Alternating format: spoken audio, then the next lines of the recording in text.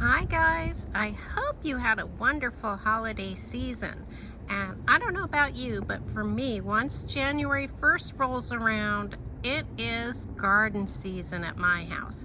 So let's go out here. It is blindingly bright. We had a snowstorm about 3 days ago and things are melting up a bit, but you can kind of see where I've been in the garden. I take things out to my vegetable bed over in the left corner there. You can see my footprints. And I have my way up to the greenhouse. I've done a little winter sowing so far, and I was excited to discover that some of it was successful. To be honest, I didn't know what success I would have starting things so early, but I'm gonna take you up there. But first we're gonna go ahead and give our birds a little food in the birdseed colander here that I have set up. I've been feeding them. We've been in an Arctic blast and I need to make the squirrels and birds nice and fat. Let's go ahead and give the birds a little bird food first. Of course, the squirrels love this colander. I do put a lot on the ground too. As you can see, I'm doing a terrible job. I do put a lot on the ground for the larger birds. Like the doves and also the squirrels. So I'll shake a little bit out there. And I find if I do that, then the squirrels will leave my main bird feeder alone. They'll just concentrate on what's on the ground and what's in the colander I have set up. Let's go ahead and go up the hill. If it's too slippery to go up to the compost or the polytunnel, I usually take my little cinder block stairway there. Was a good addition I put in a couple of years ago, and it's held up well. Just a few little cinder blocks going up the hill. But I can see that the snow has reduced by about half. But let's go ahead in and see what we've got growing. So you know we're friends if I'm showing you my messy polytunnel setup. But my goodness, it's so nice and warm in here in the middle of the day when the sun's been shining. And in fact, I'm going to show you over here, just beyond my winter sowing projects, I have a little box here with some brown paper in it. The other day I came in here and my neighbor's Bengal cat, Shady, was taking a nap. So he stops in here to warm up on his excursions. He's an indoor-outdoor cat. So I'll try to insert a picture here.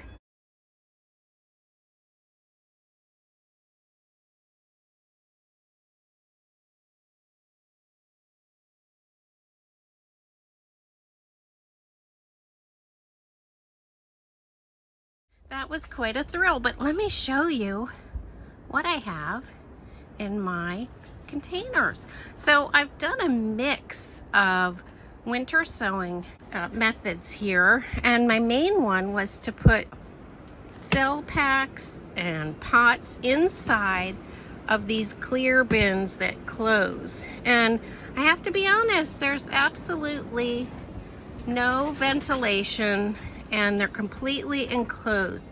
And let me show you what we've got. For example, this one, I moved some kale in here. It was outside, and already I can see it's liking it so much better in these conditions.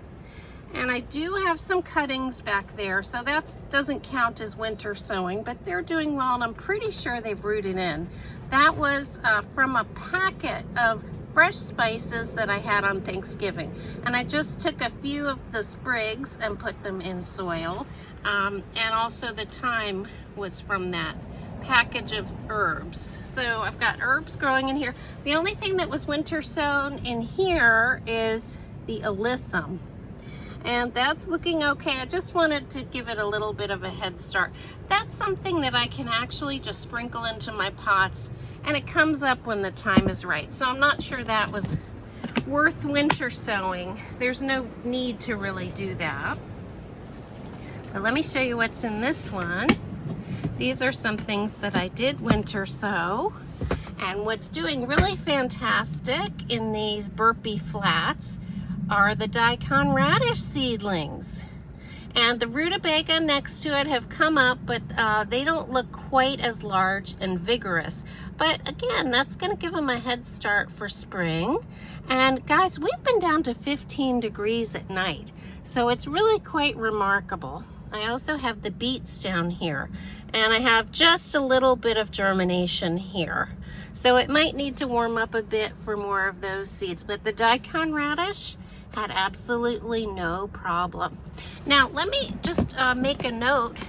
I heard that every time you cover up a plant, like in a greenhouse, it gives you one extra zone warmer. And so because I have covered it with my polytunnel and these bins, it's like I'm in these plants are in a warmer zone ×2. So if I'm a 6B, 7A, you know, that puts me in the 8 zone if I do it this way. Now, what's done really well in here are the borage seedlings. And I decided this year I wanted to have some borage in my garden for the pollinators. It's also beautiful. This is going to be a blue variety if all goes well. But as you can see, it's these seedlings over here. And I think I have lost a few, but the thing about winter sowing things is only the strongest survive. So you end up with incredibly hardy plants and strong.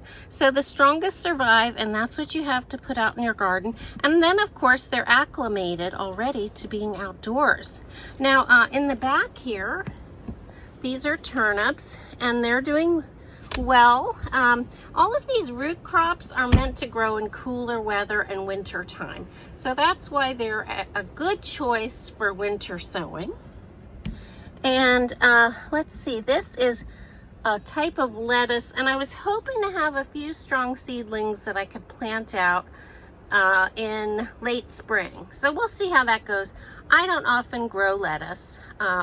I prefer to grow root vegetables and leafy greens, but I'm really trying to add in some more flowers like borage. I know that's also an herb too, but I'll be using it for its pollinator attraction and also how pretty it is. So I'm really thrilled. I didn't show you the sowing of these things because it was such a gradual process. I just kept adding. I also didn't know what would be successful, so it's kind of fun to come out here and see what was successful with winter sowing. And in here, I've got flats of onions. Now these were onions grown from seed last year that didn't get very big. So I went ahead and popped them into some soil, and I'm gonna grow them on this spring so they can get some size to them. They just started sprouting inside. So I guess this is the idea of taking an onion set and planting it. But they happen to be my own, which were grown from seed last spring. So we'll see how that experiment works. I have to say, they look pretty well, and they've really sprouted a lot more green since I've put them in this container. And I don't come out here and water at all because it's an enclosed system. All the moisture it needs is right in there. It kind of condenses and then falls like rainfall. So it's a little bit of a different method. This is more of a typical winter sowing method in the milk jugs, and it's Porcupine Cula. Let me see if I can give you a peek in here. It's kind of hard to focus. Let's see if I can focus, but you can see a little bit of green in there. Maybe I'll just open it up this once for you guys to look at. I have 2 containers of these. Now, I did just sprinkle the seed on top, and I'm wondering if I should have buried it. But let's take a look. I'll hinge it open. Looks like we have lots of germination just from sprinkling these calendula seeds over the top of some moist soil. So those are beautiful little seedlings. I'm really hopeful about those.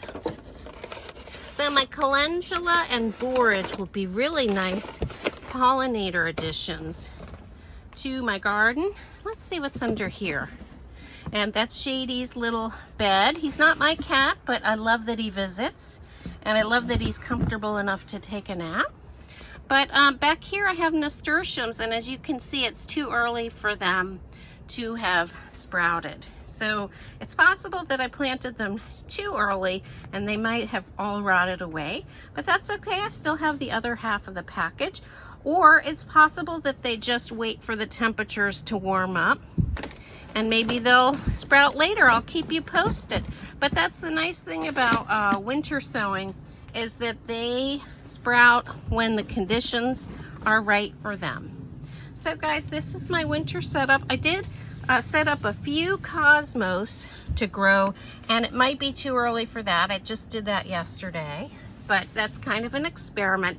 The rest of these either had terms on the seed packet, like self-sow or cool weather crop or hardy perennial, that type of thing, or hardy annual. If you read those terms on the seed packet, chances are they're good candidates for winter sowing. So my winter sowing has been a little bit out of the norm, but I would say I've had maybe 80% success with what I've done so far. I still want to plant some black Nero radishes. I just got that seed, and there'll be a few other things. And come March, I'm going to plant a lot of my annuals that need warmer weather to germinate, because temperatures will be on the rise by then.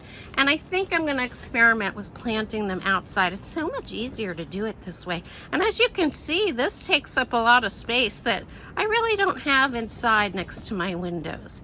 So guys, I hope you enjoyed this little peek into what's going on with my winter sowing. And I hope you'll try this method, because as you can see, I'm going to definitely have some plants in my polytunnel this spring to choose from to set out into the garden. This by far is the easiest method. So although there's snow on the ground, to me, garden season has begun.